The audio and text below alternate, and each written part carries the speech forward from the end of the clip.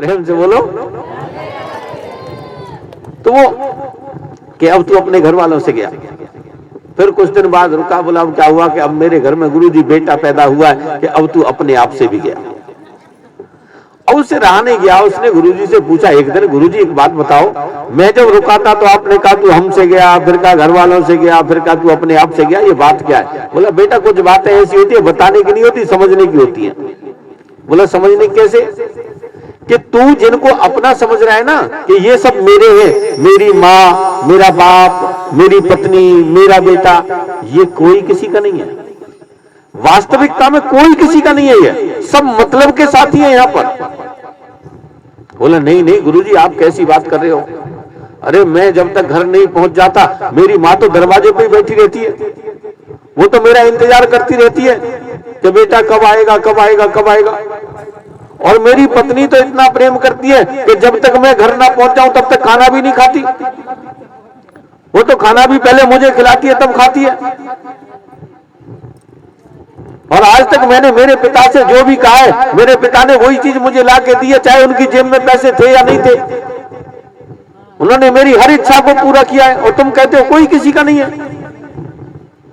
बोला बेटा मैं जो कह रहा हूं वो बिल्कुल सही कह रहा हूं, और तुझे विश्वास नहीं होता ना तो एक काम कर, जो मैंने तुझे विद्या सिखाई हुई है उसका उपयोग करके देख ले, तुझे पता चल जाएगा।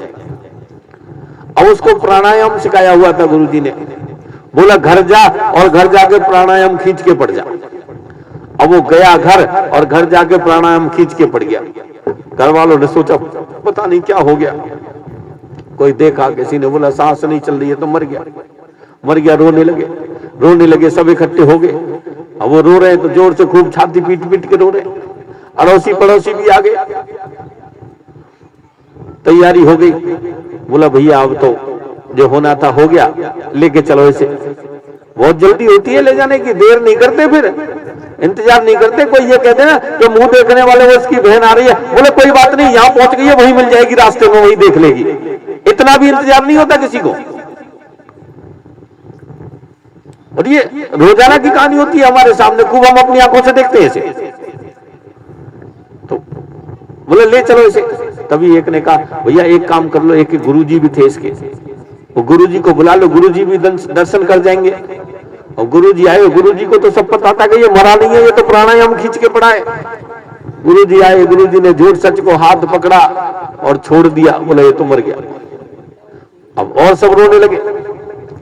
गुरुजी ने कहा पर एक काम करो, चिंता ना करो, मेरे पास में एक ऐसी विद्या है, मैं ऐसी विद्या जानता हूं जो मैं मरे हुए आदमी को जीवित कर सकता हूं। बोले गुरुजी ये बहुत अच्छी बात है, आप मरे हुए को जीवित कर दो। बोला एक काम करो, कुछ खाने के लिए ले आओ। बोले क्या? कि दूध ले आओ एक कटोरी में। अब एक कटोरी में दूध मंगा लिया।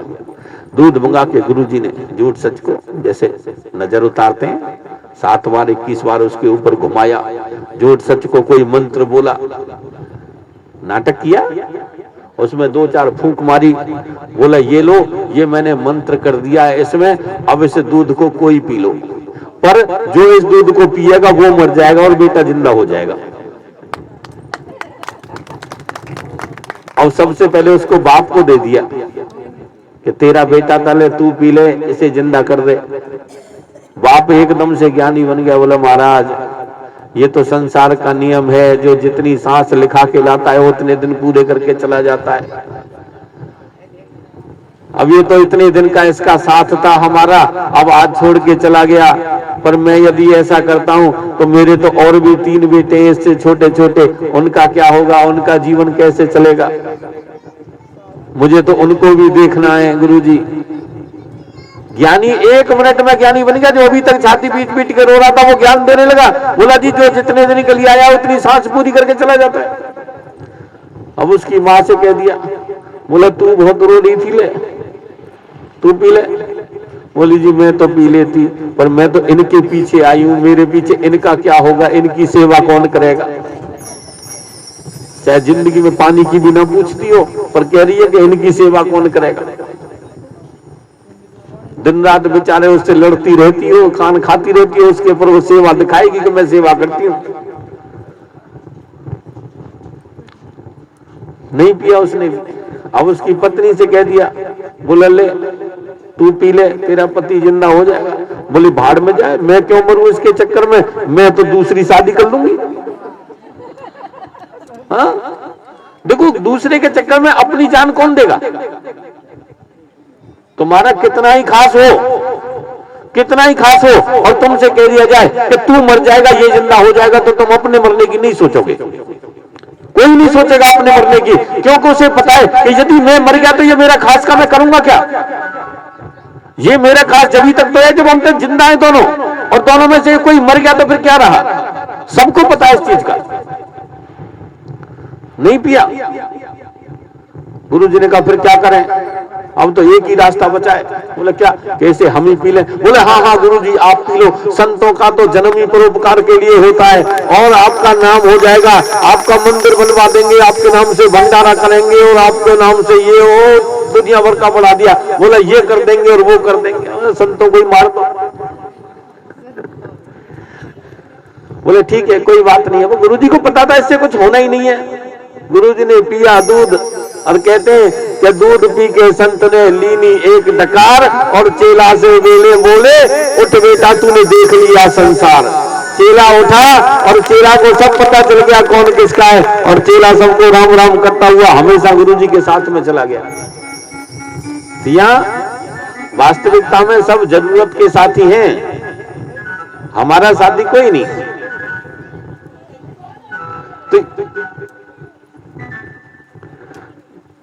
तो ये जो शरीर है हमारा, पांच तत्व का शरीर, जिसको पांच फन के सर्प की संज्ञा दी गई है इस उपाख्यान में, ये जब तक इसमें आत्मा का प्रवेश है तभी तक सही सलामत है, उसके बाद नहीं है। और ये सब चीजों को कमांड करने वाली जो एक राजकुमारी जिसका नाम था, वो राजकुमारी और कोई नहीं, वो हमारी बुद्धि है। ये सब बुद्धि के अंदर काम करते हैं। नहीं है तो देख लो, यदि बुद्धि ना हो तो हमारे अंदर इंद्रियां भी रहती हैं, इंद्रियां कहीं जाती नहीं है, मन भी रहता है, लेकिन बुद्धि ना हो, दिमाग से पागल हो जाए तो कुछ नहीं कर सकता वो। उसकी एक भी इंद्री काम नहीं करेगी, कोई मन काम नहीं करेगा यदि बुद्धि नहीं है तो। बुद्धि है तभी सब चीज है,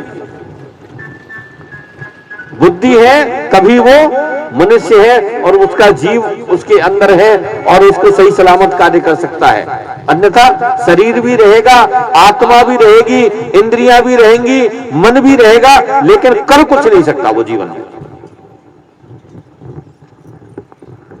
और उसके साथ में बुद्धि के साथ जीव का विवाह होता है पुरंजन का। अब वो जैसे जैसे समय बढ़ता है, तो एक मैंने बताया ना आपको, जरा नाम की राक्षसी आती है दरवाजे पर। जरा क्या है? जरा का मतलब है बुढ़ापा। संस्कृत में बुढ़ापे को जरा कहते हैं, बुढ़ापा। अब बुढ़ापे को कोई आने देना चाहता है? कोई नहीं आने देना चाहता महाराज। बुढ़ापा तो आता ही आता है, बाल सफेद होने लग जाए ना आदमी के, जाएगा बढ़िया वाली डाई खरीद के लाएगा और काले कर लेगा। बुढ़ापा नहीं दिखाने देगा किसी को कि बुढ़ापा आ गया है। आंखों से कम दिखाई देने लग जाए, चश्मा लगवा लेगा जाके। चश्मा की बात छोड़ो कि चश्मा दिखेगा तो कोई ये सोचेगा इसकी नजर कमजोर है, तो लेंस फिट करवा लेते हैं आजकल तो कि किसी को पता ही ना चले। कानों से कम सुनाई देगा, मशीन लगवा लेगा। दांत गिरने लग जाएंगे, टूटने लग जाएंगे, तो डॉक्टर के पास जाके 32 नई लगवा लेगा, पहले से भी चमचमाते हुए दांत हो जाएंगे उसके। कितना भी कोशिश करेगा आदमी, लाख कोशिश करेगा, लेकिन बुढ़ापा छिपता नहीं है, वो तो आता ही आता है। क्योंकि बुढ़ापे ने मित्रता किसके साथ की है? मैंने आपको बताया ना, जरा नाम की राक्षसी ने चंडवे गंधर्व से मित्रता की थी। वो चंडवे गंधर्व कोई और नहीं, वो हमारा काल है। बुढ़ापे ने मित्रता काल के साथ की है, और काल ने उसको 365 घोड़े गंधर्व दिए, यानी साल के 365 दिन, और 365 काली गंधर्वियां दी, यानी साल की 365 काली रात। इनके साथ में दिन रात करके बुढ़ापा हमें मृत्यु के पास में लेकर के जाता है। और एक दिन हमारी मृत्यु होती है तो अंत में हमारा जो मृत्यु के समय भाव होता है, हमारा अगला जन्म वही होता है। अंत मता सागति, अंत में जिसकी जैसी मति होती है उसकी वैसी गति होती है। इसीलिए कहते हैं कि भगवान का भजन करो। हो सकता है कि आप अंत समय में भगवान का नाम आपको याद रह जाए और भगवान को सहज ही प्राप्त कर जाओ, क्योंकि अंत में यदि भगवान का नाम ले लिया तो भगवान को प्राप्त कर जाओगे। ये पूरे जीवन भजन करने के लिए इसीलिए कहा जाता है कि जीवन भर प्रयास करोगे तो अंत में हो सकता है एक बार नाम याद आ जाए। देखो, जब आदमी मृत्यु के लिए पड़ा होता है ना और बुढ़ापा आ जाता है और घर के एक कोने में डाल दिया जाता है, कोई उसके पास में नहीं आता मिलने के लिए, जब आदमी अकेला रह जाता है, कहीं बाहर घूम फिर नहीं सकता, उठ के कहीं जा नहीं सकता, अपने आप कुछ काम कर नहीं सकता, दूसरा कोई हमारे पास आता नहीं है, उस समय हमें हमारे पूरे जीवन की याद आती है। पूरे जीवन की याद आती है कि हमने पूरे जीवन में क्या किया। जिसने जीवन भर अच्छा कर्म किया होगा उसे अच्छा याद आएगा, जिसने बुरा कर्म किया होगा उसे बुरा याद आएगा। जिसने जीवन भर भगवान का नाम लिया होगा उसे भगवान का नाम याद आएगा, और जिसने जीवन भर गालियां काढ़ी होंगी उसे वही याद रहता है। तो इसीलिए उस एक समय के लिए पूरे जीवन भगवान का भजन करो। हो सकता है कि उस समय कैसे ही भगवान का नाम हमारी जुबान पर आ जाए। और शास्त्र तो यहां तक कहते हैं कि यदि हमने पूरे जीवन भगवान का भजन किया, अंत समय मान के चलो हमारी जुबान पर भगवान के भजन का नहीं आया, भगवान का नाम नहीं याद आया, तो उस समय भगवान स्वयं हमारा नाम लेते हैं और भगवान स्वयं हमें अपने पास बुलाते हैं। क्योंकि भगवान भी देखते हैं ना कि इसने पूरा जीवन जब मुझे अर्पण कर दिया तो अब इसको अंत समय में मैं नहीं छोड़ सकता, अंत समय में तो मैं इसे अपने पास बुलाऊंगा ही बुलाऊंगा। इसलिए भजन करने का प्रयास करो, अच्छे कर्म करने का प्रयास करो, ताकि उस समय आपको अच्छा याद रहे। पुरंजन की मृत्यु हुई थी, वो नारी बना, जब वो सती होने के लिए बैठा है तब भगवान को याद आई।